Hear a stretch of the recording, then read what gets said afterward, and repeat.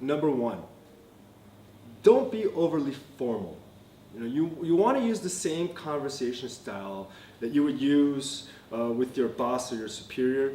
Be conversational and friendly without lacking respect. Okay, the interviewer is not your friend yet. Because he or she is definitely there to get to know you better, and secretly, he's trying to assess if you're someone they can picture on campus or at a dinner party for alumni. Do prepare.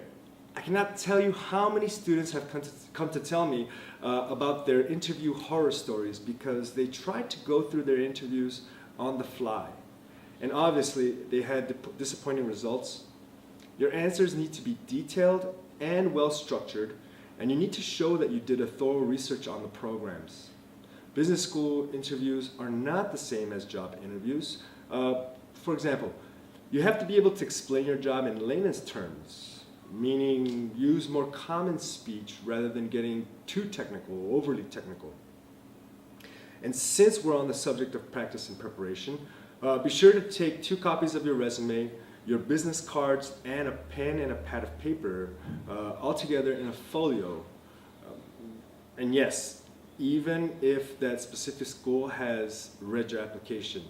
And yes, even if your interviewer already requested your CV via email on your first contact after getting your invitation for the interview. Okay? Shows that you're well prepared, whether or not you actually really need to use it. So even if the interviewer doesn't need it, he'll let you know and he'll thank you. And either way, he'll appreciate your thoughtfulness. So also, imagine if your interviewer forgot your CV on his or her desk before leaving the office, or what if you forgot something? How would it make you feel if someone had considered that possibility ahead of time and provided you with the exact thing you forgot? See, being mindful of others can go a long, long way. All right, don't stare too intently into the interviewer's eyes. I know I told you how important that eye contact was on the course, but I also mentioned that no one likes people to be in full creep mode and staring at you the entire time, Make it natural, but be sure that your eyes meet because this shows confidence. Do not beat around the bush. More specifically, you must be precise and concise when answering an interviewer's question. It's even more important to listen to the specific question being asked and respond appropriately. Don't make the same mistakes that many other candidates do by rambling on and on before they actually get to the point that they're trying to answer the question. Directly address the question and then convey the specific actions you took and impact you made that are most relevant to that topic at hand or in question. Don't be arrogant, okay? Don't become yet another statistic confirming a common stereotype that professionals with MBAs are, somewhat know-it-alls. Sure, you'll leave your MBA most likely knowing a whole lot more than your average Joe, but that doesn't mean you need to go out and flaunt that. Okay? It's funny because these types of people share specific underlying traits, especially in their mode of speech and the way they talk. Okay? These are the people that AdCom from all different schools, they are trying to weed out. Okay? People who are not as willing to learn as they appear. Remember, there's a fine line between confidence and arrogance. Okay? The better this balance, the more attractive your candidacy. Do not arrive late. Do not arrive late. Okay? Oh, I hate people who are consistently late. You show up late, trust me, in any country in the world, you show up late, you can pretty much kiss your application goodbye. First, it's disrespectful of your interviewer's time. Second, for something so important as this interview, you should have no reason to be late. Okay? All right, save for a few exceptions. And in those exceptions, I mean death in the family, hostage situation, sudden onset of blindness, which I truly hope none happen to any of you. But even when something this bad happens, you must contact your interviewer immediately, okay? Before even calling your family member to pass on the terrible and tragic news. The interviewer should be the first person you call, okay? Just taking it to the extreme, but think about this. You'll be in business school for the next 2 years, and it will be extremely intense, full of activities, responsibilities, deadlines, projects, meetups, meetings, and meetings with people and CEOs. And if you are late or consistently late, it shows that you're not a reliable member of that community. Okay? It's absolutely fine though if the interviewer is late.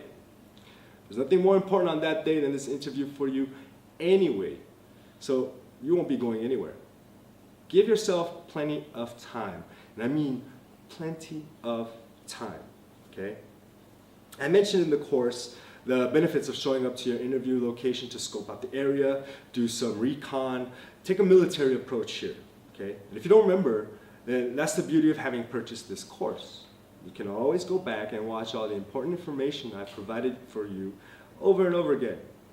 Just don't be late. I'm getting stressed just thinking about people who are always late. So let's move on. Don't script it. Do not memorize your answers in a script-like format. You will fail. And I'll tell you why. First, you will come off sounding like a robot. And unless your interviewer is a robotics genius that likes to cosplay in robotic attire and holds 90% of his conversation with Siri, then no.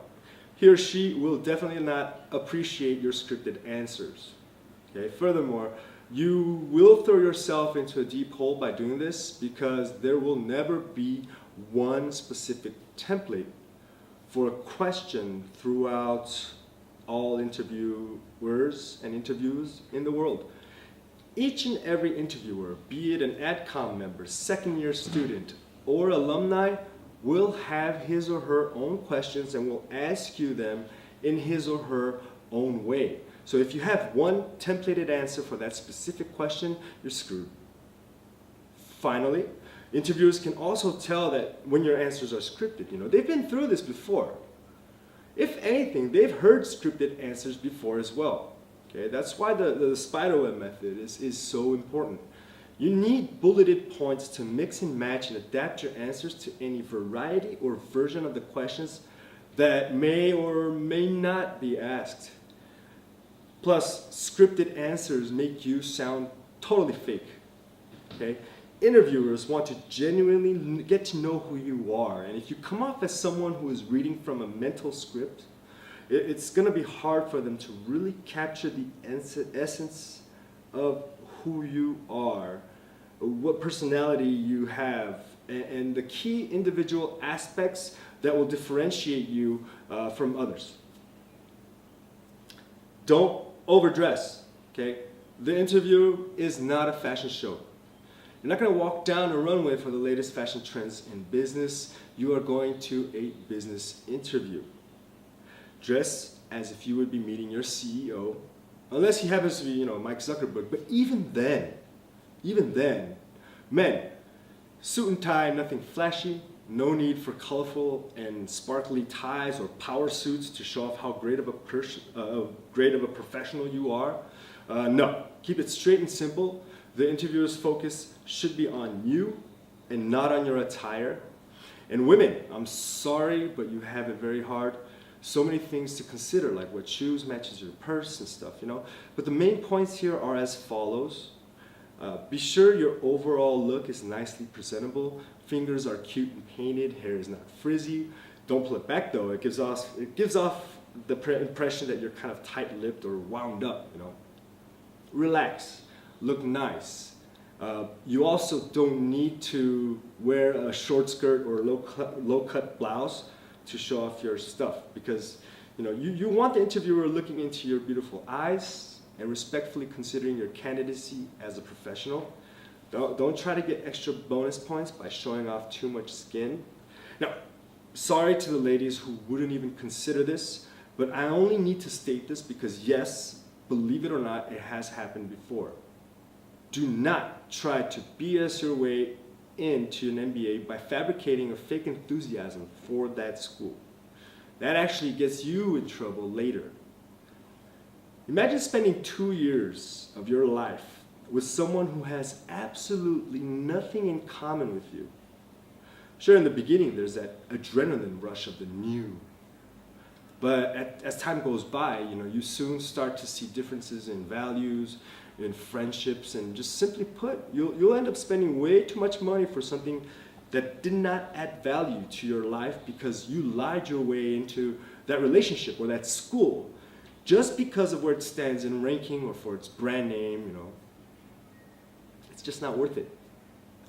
Interviewers have a great sense of finding out if you are portraying your true self or not, but occasionally there are students who do get in and then leave their MBAs just to go out and write critical reviews about that school or MBA program.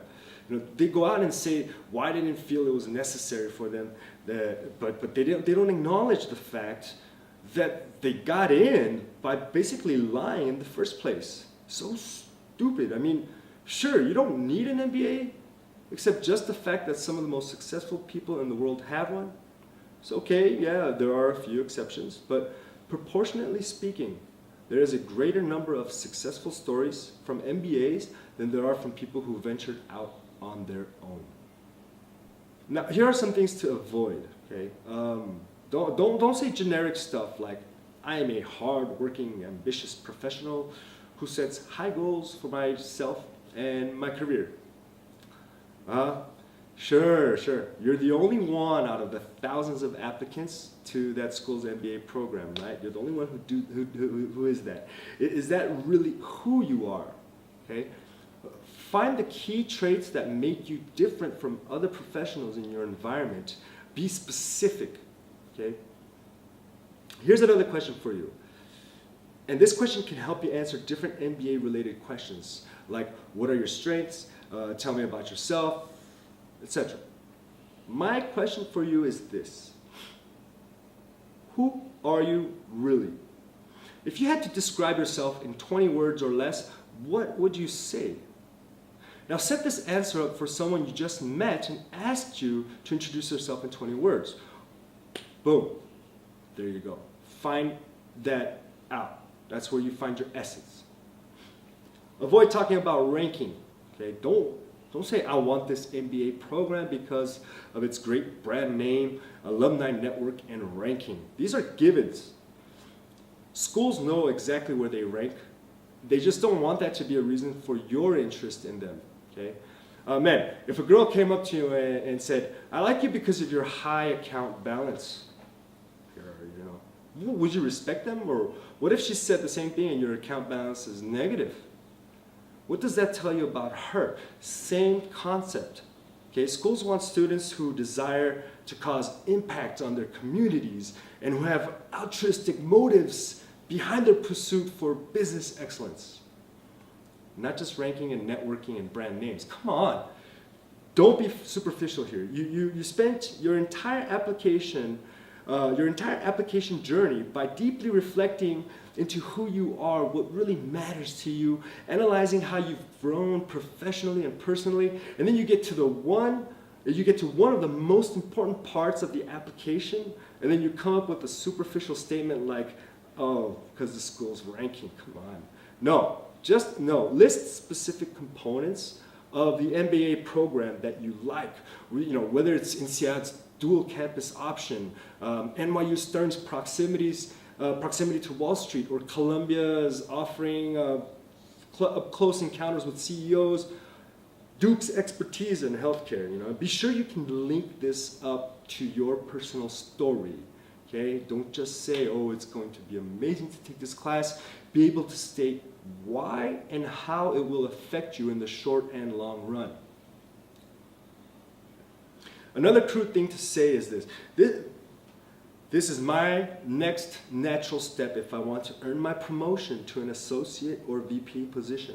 You don't need to say something like this, even if it's true. Okay? You're not checking off another item on your professional hit list. You should be showing the interviewer the values you see in an MBA experience as a whole. How will it fully affect you and not your paycheck?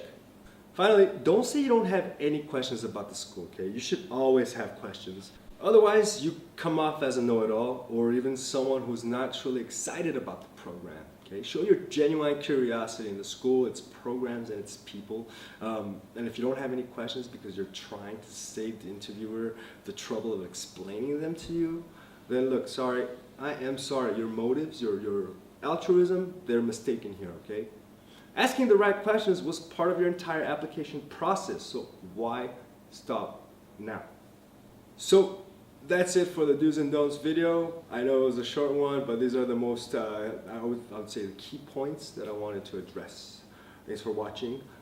If you forgot something, I recommend you go back and watch it again.